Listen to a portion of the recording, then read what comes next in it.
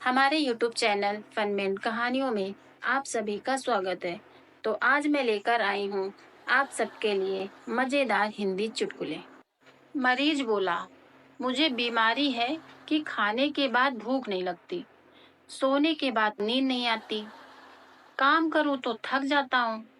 Doctor बोले, बहुत गंभीर बीमारी है, एक काम करो, सारी रात धूप में बैठो, जल्दी ठीक हो जाओगे। पति शाम को बहुत उदास होकर घर लौटा। पत्नी ने पूछा, क्या हुआ जी? पति ने कहा, आज हमारे ऑफिस की बिल्डिंग गिर गई और सारे लोग मर गए। पत्नी बोली, तो आप कैसे बचे? पति ने कहा, मैं सिगरेट पीने बाहर गया हुआ था। पत्नी बोली, चलो शुक्र है भगवान का। थोड़ी देर में ही टीवी पर खबर आने लगी कि सरकार ने सभी मृतकों के परिवार वालों को 1-1 करोड़ रुपए देने का फैसला किया है। पत्नी गुस्से में बोली, ना जाने तुम्हारी ये सिगरेट की आदत कब छूटेगी। पत्नी ने पूछा, जी कैसे हैं आप? पति बोला, ठीक हूँ। पत्नी ने कहा, मेरी याद आती है तो क्या करते हैं आप? पति ने कहा, तुम्हारी फेवरेट आइसक्रीम या तुम्हारी फेवरेट चॉकलेट खा लेता हूँ। और मेरी याद आने पर तुम क्या करती हो? पत्नी ने कहा, मैं भी 1 क्वार्टर और 3 सिगरेट पीने के बाद 1 पैकेट गुटखा खा लेती हूँ।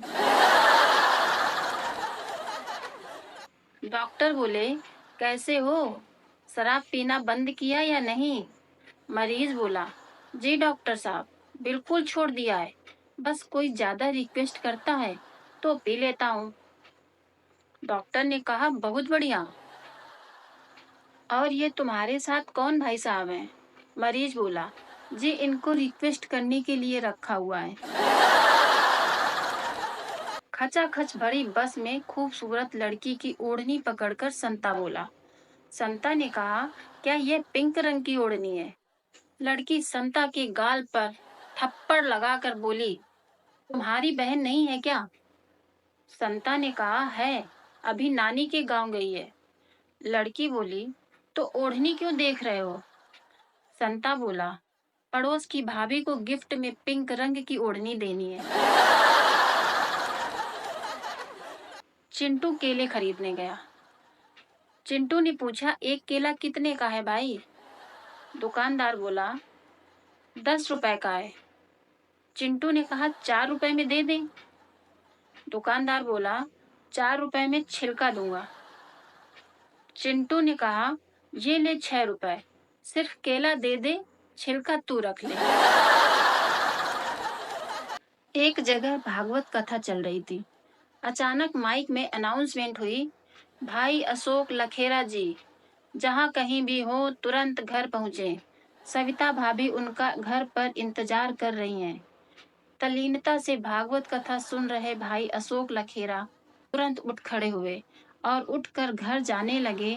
तभी महिलाओं में बैठी सविता भाभी चिल्लाई, अरे बैठो बैठो, राम कथा सुनो। मैंने तो बस ये चेक करने के लिए अनाउंसमेंट करवाया था कि भागवत कथा ही सुन रहे हो या कहीं और चले गए। चिंटू ने पूछा, अपने देश में मृत्यु की औसत दर क्या है? मिंटू बोला, 100%। चिंटू ने कहा, 100%? क्या मतलब? मिंटू बोला, मतलब यह है कि जो जन्म लेता है वह जरूर मरता है। मेरे जोक्स आप लोगों को कैसे लगे हैं, प्लीज कमेंट में लिखकर जरूर बताइए और मेरे वीडियो को लाइक शेयर चैनल को सब्सक्राइब भी करें। मिलते हैं नेक्स्ट वीडियो में, तब तक के लिए बाय।